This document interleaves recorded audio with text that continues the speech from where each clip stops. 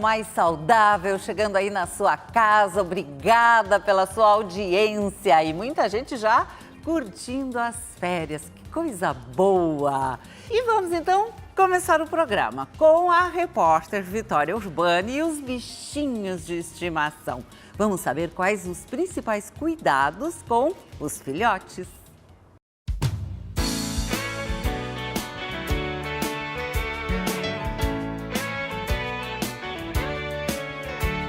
Ver essas carinhas fofas e peludas fica com vontade de levar para casa, não é mesmo? Um filhote, então, nem se fala. A Taluana e o Everaldo, logo que começaram a morar juntos, ganharam 2 cachorros de 4 meses, o Choio e o Atum.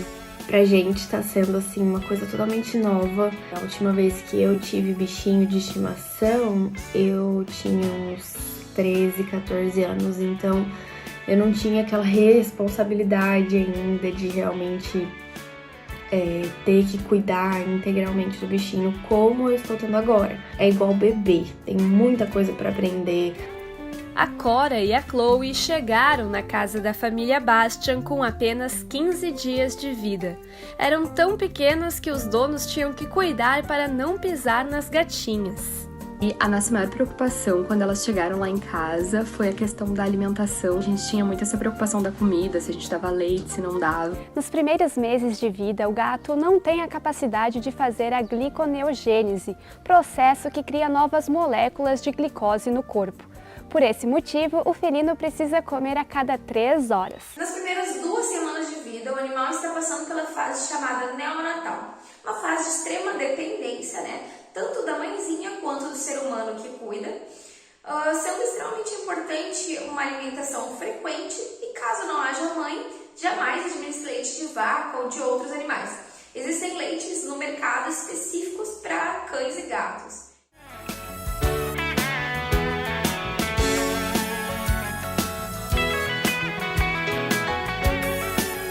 Um animal é considerado um filhote depende da espécie. Os gatos é até 1 ano, já os cães até 2.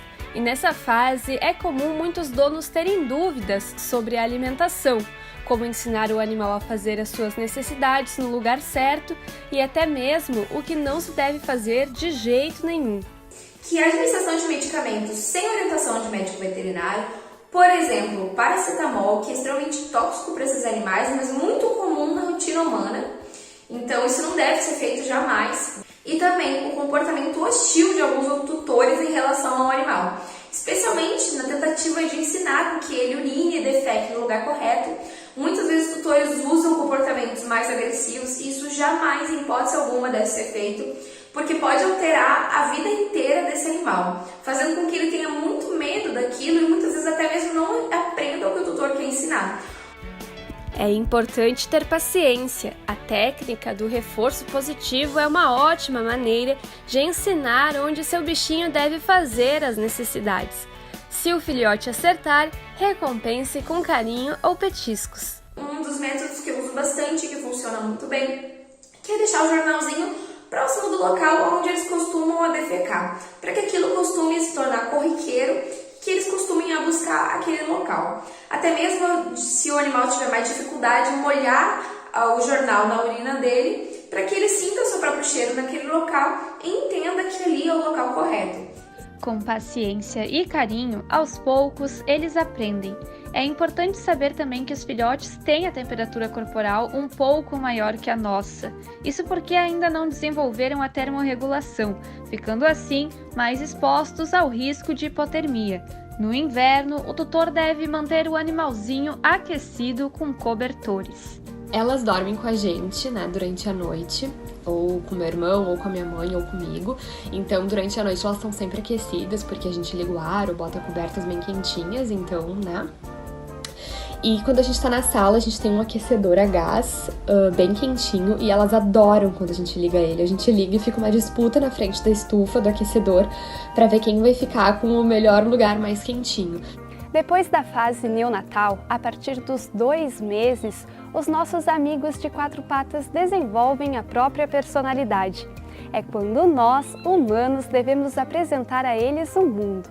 Todos os tipos de pessoas, de todas as cores, tamanhos e tipos, todos os tipos de chão, de grama, areia, enfim, tudo. É bom que você apresente isso para ele, para que no futuro ele conheça e não desenvolva medo. Amar esses pequenos é tarefa fácil. Eles são os maiores fãs de carinho, brincadeiras e, claro, travessuras. Tiramos tudo que podia ser destruído por filhote do alcance deles ali, né? A gente tem que brincar, dar atenção, dar carinho. Eles são realmente a alegria da casa, é muito gostoso chegar em casa. Tá sendo muito gostoso, é um desafio, assim, muito, muito, muito, muito bom.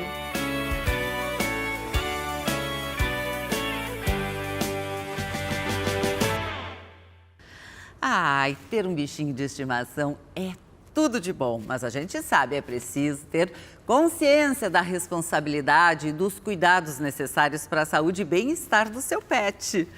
E a gente segue falando de filhotes. Agora são as crianças. Vamos falar sobre a importância da microbiota nos primeiros anos de vida. E quem está comigo é a gastropediatra, a doutora Cristina Targa Ferreira, chefe do Serviço de Gastroenterologia Pediátrica do Hospital Santo Antônio. Olá, que prazer tê-la aqui no programa. Oi, Laura, tudo bem? Prazer é meu, muito obrigada pelo convite, uma alegria estar contigo aqui hoje. Obrigada! Então vamos começar falando sobre a microbiota. Eu sei que muita gente deve pensar, mas o que é isso? Do que se trata? Popularmente é a flora, quando se fala na flora intestinal, mas é importante a gente entender melhor. Eu gostaria que explicasse então o que é a microbiota. Então, Laura, a microbiota é exatamente o que tu disseste. É o que a gente chamava de flora antes. Hoje, a gente descobriu, teve o projeto Genoma, que a gente descobriu que a gente tinha 25 mil genes. E apenas 6 anos depois, o Genoma foi em 2001, em 2007, existiu o projeto Microbioma, que foi o estudo dos micro-organismos, ou seja, de todos bactérias, vírus, fungos que habitam em nosso organismo. E o que se descobriu? Foi que nós temos muito mais genes de micro-organismos do que genes humanos. Existe até um livro que diz que nós somos 10% humanos por causa disso, porque nós temos trilhões de micro-organismos, bactérias, fungos, vírus que habitam o nosso organismo. Antes a gente pensava que isso só existia no intestino. Hoje se sabe que existe mais de tudo no intestino, mas existe também em outros órgãos que estão em contato com o exterior, como por exemplo a pele, como por exemplo o trato urinário, o ginecológico. Então a gente sabe que nós temos esses trilhões de micro-organismos e que eles são muito necessários para a nossa saúde. Eles são importantíssimos para a nossa saúde. E se descobriu que as crianças formam essa microbiota nos primeiros 1000 dias, que a gente diz, durante a gestação e nos primeiros 2 anos de vida. Isso se estende um pouquinho até os 3, 4 anos de vida, quando cada criança forma, então, esse conjunto de micro-organismos, de bactérias principalmente, porque é o mais importante, que nos habitam. E essa microbiota está, então, associada tanto à saúde, à nossa saúde, como também às doenças que vão surgindo ao longo da vida. Então, a microbiota hoje representa todas as atitudes boas que a gente faz, as atitudes benéficas. Então, se sabe hoje que para melhorar a nossa microbiota, nós devemos fazer coisas como uma nutrição adequada e saudável, exercícios, menos estresse, dormir bem, tudo isso melhora a nossa microbiota. Então, como a gente começa isso? Começa importantíssimo durante a gestação, que a mãe então já se alimente bem, já tenha hábitos saudáveis já na gestação, para essa criança então nascer com uma microbiota mais saudável. Quando a criança nasce, no momento do parto, há uma transferência da microbiota, da flora da mãe para a criança. E isso ocorre principalmente no parto normal. Quando a criança faz uma cesariana, nasce de cesariana, essa microbiota já não é tão saudável, ela já não pega tanto da mãe, ela vai ser mais estéril, que a gente diz, vai ter menos micro-organismos. E outro fator fundamental para a riqueza dessa microbiota na criança é o leite materno. Então, hoje se sabe que na glândula mamária, na pele da mãe, nos ductos mamários, tem uma microbiota, tem bactérias que são saudáveis e são fundamentais para a nossa saúde. Aí a criança vai formando a sua microbiota, a nutrição é importante, a introdução alimentar dessa criança é importante, os hábitos de vida dessa família, dessa criança são importantes para a formação dessa microbiota, e isso vai determinar se essa criança no futuro vai ter uma predisposição de ser mais saudável ou mais doente de acordo com essa formação da microbiota. Quem nasceu de cesariana ou não recebeu o aleitamento materno ou ainda fez um uso de antibióticos com frequência na primeira infância, é possível na vida adulta reverter o quadro e ter uma boa microbiota? Então, pode sim. É óbvio que nesse momento que essa criança está em formação, é fundamental que isso seja tudo o mais saudável possível, né? Então, o parto normal, o aleitamento materno, a nutrição saudável, então não dá comidas industrializadas nesse primeiro ano de vida, principalmente comidas saudáveis, né? Frutas, legumes, verduras. Então, para essa criança começar a sua nutrição e a formação da sua microbiota no modo saudável. Obviamente, tem coisas na vida, como, por exemplo, algumas doenças que a gente precisa tomar antibiótico. Quando nós tomamos um antibiótico, ele está antibio, né, antivida, matando as nossas bactérias que estão causando a doença, mas também está matando outras bactérias. Então, a gente tem que fazer, de novo, alimentação saudável, práticas saudáveis e pode, nisso também, se usar os chamados probióticos. Por isso que hoje está tão na moda o uso de probióticos, porque é uma maneira da gente tentar, pelo menos, modular a nossa microbiota de maneira mais saudável. Existe também o que se chama, e aqui eu vou aumentar um pouco os nossos conhecimentos, porque não quero confundir, mas existe o que se chama os pré-bióticos, que são como se fosse a alimentação dessas bactérias. São fibras e açúcares que essas bactérias no nosso intestino comem, usam como energia e formam substâncias benéficas. Aí quando se fala no açúcar é da glicose da fruta, não do açúcar refinado, seria isso? Exatamente, os açúcares não fermentáveis, que as nossas bactérias gostam, digamos assim, são as fibras e os açúcares naturais, como os açúcares que existem em frutas, em verduras, em legumes, a frutose. Então, essas coisas que são os açúcares que vão para o nosso intestino, e lá no nosso intestino, onde é o intestino grosso é o lugar que nós mais temos bactérias do organismo, essas nossas bactérias vão comer esses açucrinhas e vão transformar em produtos metabólicos benéficos. E esses produtos metabólicos é que vão ditar as nossas ações de saúde. Isso se sabe que acontece também com outras ações, como, por exemplo, a diminuição do estresse, a diminuição da poluição, os hábitos saudáveis, o exercício melhora muito a microbiota. Existem estudos com ratinhos, que eles fazem os ratinhos nascerem num ambiente que não tem nenhum micro-organismo, nenhum germe. A gente chama os ratinhos germe-free. E se a gente bota uma microbiota saudável nesses ratinhos, eles não vão ter obesidade, eles não vão ter hipertensão, eles não vão ter autismo, eles não vão ter outras doenças, que são as doenças mais crônicas e as doenças mais comuns no mundo atual. Então, a microbiota saudável mostrando o papel nessas doenças. As alergias podem estar associadas ao desequilíbrio da microbiota? Se acha que sim, Laura, se acha que essas doenças, principalmente as que aumentaram muito no mundo atual, que é alergias, doenças autoimunes, obesidade, autismo, as doenças tipo depressão, ansiedade, tudo isso tem a ver com o desequilíbrio da microbiota causado por esses desequilíbrios, por essas ações desfavoráveis que a gente falou do mundo moderno, do mundo atual. Então, é importante que a gente tenha esse conhecimento e comece a prestar cada vez mais atenção ao nosso estilo de vida. Exatamente, Laura, a gente tem que ser mais saudável e fazer a nossa microbiota mais saudável. Então, não tomar antibiótico por nada, comer saudável. A nutrição hoje se sabe que é tudo na vida da gente, né? Que a melhor prevenção das doenças é uma boa nutrição. Muito obrigada pela sua entrevista. Foi um enorme prazer conversar contigo. Obrigada. Obrigada eu, Laura. Até a próxima. Até a próxima. Tchau, tchau. E agora vamos para um rápido intervalo e já voltamos.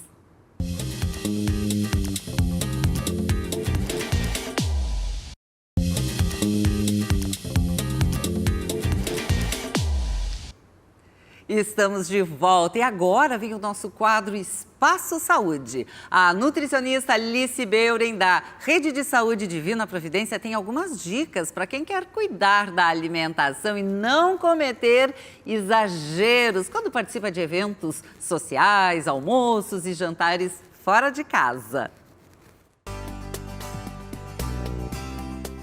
Quando o evento for um jantar, procure durante o dia consumir alimentos mais saudáveis, como frutas e verduras. Antes de sair de casa, faça um lanchinho, assim você não irá com fome ao evento. No momento de se servir, procure dar uma olhada em todas as opções de prato, fazendo assim a sua seleção, procurando alimentos que não são da sua rotina alimentar e que são próprias do momento. Faça um prato bem equilibrado, com saladas, com proteínas e com carboidratos. Coma devagar, saboreie, aproveite o momento. Mantenha-se hidratado, consuma muita água.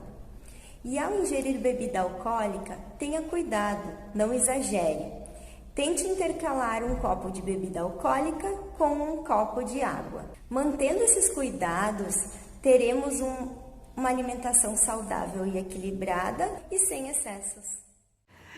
Muito obrigada. Anotaram as dicas? Está valendo, porque não é nada agradável comer muito, beber muito e no dia seguinte ficar com aquele sentimento de culpa ou passando mal, não é mesmo? Bom, agora a professora e mestre em literatura de língua portuguesa e bacharel em filosofia, Susana Bins, fala sobre algo que ela ama e eu também. A leitura.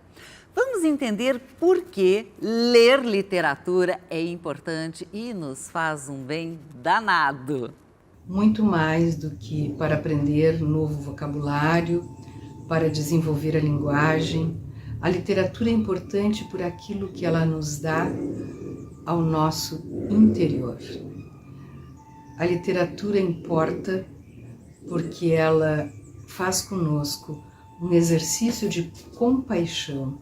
Quando nós nos colocamos no lugar daquelas personagens, daquelas pessoas de faz de conta, que nós sabemos que não existem, e conseguimos entender as suas dores, as suas dificuldades, as suas alegrias. A literatura importa porque ela trabalha a nossa imaginação, que é importantíssima para várias coisas, inclusive práticas da nossa vida. A literatura importa porque em momentos de tristeza e de solidão ela nos acompanha e silenciosamente nos acolhe. A literatura importa porque ela nos mostra um horizonte maior do que aquele que nós temos. A literatura importa porque ela nos humaniza. Eu costumava dizer aos meus alunos de ensino médio que eu não acreditava que existissem pessoas que não gostassem de ler. Eu acreditava, isso sim, que existiam pessoas que ainda não tinham encontrado o tipo de livro que gostavam de ler. E que quando isso acontecesse, essas pessoas seriam irremediavelmente leitoras. É incrível como ler contos, romance, poesia, biografias, enfim, mergulhar em histórias de outras pessoas, isso enriquece o nosso olhar em relação à diversidade humana. E a Susana nos coloca isso muito bem na sua fala. Então agora ela vai nos trazer algumas dicas de bons livros. Que tal escolher um para você viajar mundo afora sem sair de casa?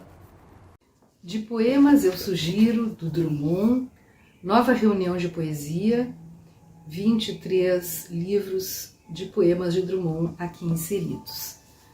Já para quem gosta de ler contos, O Dia em que o Papa Foi ao Melo, de Aldir Garcia Schler, editora Ar do Tempo. E o romance da jornalista e escritora mineira Leila Ferreira, O Amor que Sinto Agora.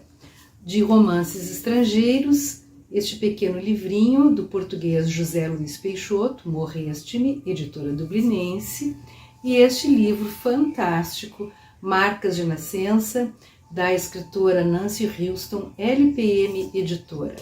Para quem gosta de fatos reais, o pesado e difícil, mas importantíssimo livro, Todo Dia, a Mesma Noite, a história não contada da Boate Kiss, da autoria da jornalista Daniela Arbex, editora Intrínseca. E concluindo, tem aqui um livro que você vai gostar, que é um livro do Antônio Fagundes, em que ele recomenda vários livros a serem lidos. Muito obrigada! E para quem quer mais sugestões de livros comentados pela professora Suzana Bins, é só acessar o canal que ela tem no YouTube, chamado Na Saleta de Leitura. Você também encontra no perfil do Instagram com o mesmo nome. E agora tem a Mari, a guria natureba. Fala aí, Mari, qual é a receita de hoje? Bolo de milho com goiabada da minha avó. Os ingredientes são fáceis de encontrar, aposto que vocês têm em casa. E vou mostrar quais são para vocês. De líquidos, leite de coco, ovos, óleo de coco. A gente vai usar também milho, que pode ser milho de espiga ou milho enlatado. Lembrando que se vocês forem comprar milho de latinha, precisa estar escrito nos ingredientes: milho, água e sal. Só isso. Daí é tranquilo de usar. Eu escorro embaixo da torneira, dou uma lavadinha nele e elimino aquela água da conserva. Farinha de milho, claro. Açúcar mascavo, pode ser açúcar de coco, pode ser demerara. Coquinho ralado para colocar por cima, porque combina e também vai conversar bem com o leite de coco e o óleo de coco. Canela, também pode ser cardamomo e fermento. Só isso. Passo 1, colocar no liquidificador o óleo de coco derretido. Derreti em banho-maria, mas se é uma época muito quente do ano, ele já vai estar derretido na tua cozinha, tá? O leite de coco, ovos e o milho para triturar bem. Depois disso a gente passa para o passo 2 e mistura tudo na mão. Lembrando que forno pré-aquecido. Se o forno não estiver pré-aquecido, não dá para começar a fazer tudo. Óleo de coco derretido, são 4 colheres de sopa. Não é aquele bolo cheio de óleo, tá? Uma xícara de leite de coco caseiro, de derrubar. 2 ovos. Lembrando que o ovo tem que quebrar separado, né, gente? Se um ovo estiver estragado, tchau pra receita de vocês. Uma dica importante para quem sente aquele gosto residual de ovo. É só pescar aquela pelezinha que envolve a gema com os dedos. É sem nojo, tá, gente? Ó, olha aqui, de primeira, que ela é uma pele inteira. É só colocar os dedos ali, pescar, a gema arrebenta. Fica com essa pelezinha, joga ela fora e deu. Pronto, só colocar o ovo no bolo, que não vai ficar com aquele gostinho de gema. Agora eu vou bater.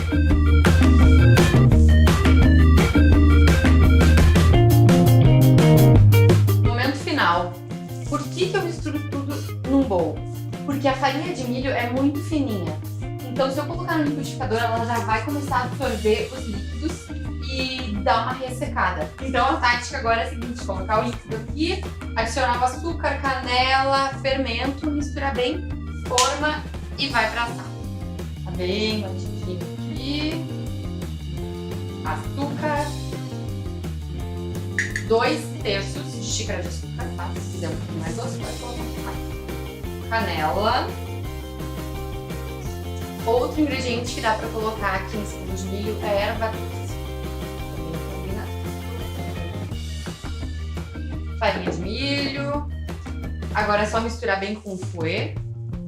Fouet, prazer, batedor de ovo.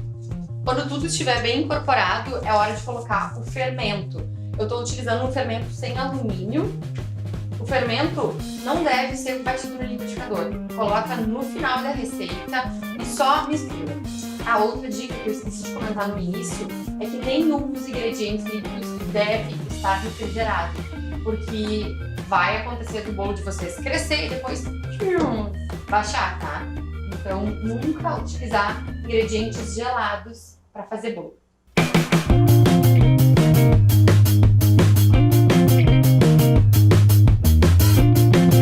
Mistura prontinha.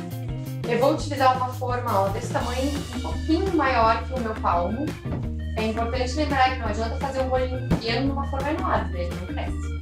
E a minha forma é novinha, então eu nem preciso untar. Mas se a forma de vocês costuma grudar, é só untar com óleo de coco e dá pra jogar um pouquinho de farinha de milho, tá? Hora de derramar.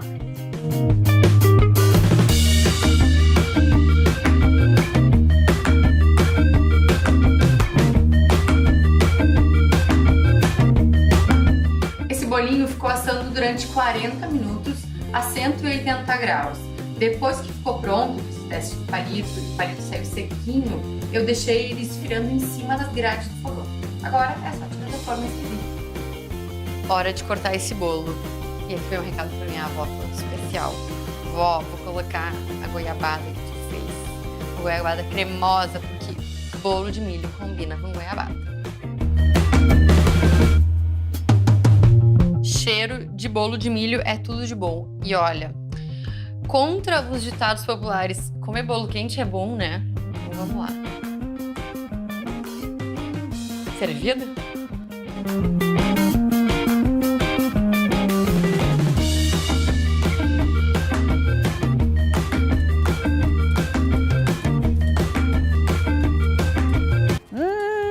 Que delícia! Eu fiquei com água na boca! E o programa vai ficando por aqui. Se você quer rever os conteúdos do Mais Saudável, é muito fácil. É só acessar o canal da Band no YouTube. Você também pode acompanhar pelo Instagram e Facebook. E se você quer me seguir no Instagram, é bem fácil, Laura Medina Saúde. Um ótimo final de semana para você e até mais. Tchau, tchau!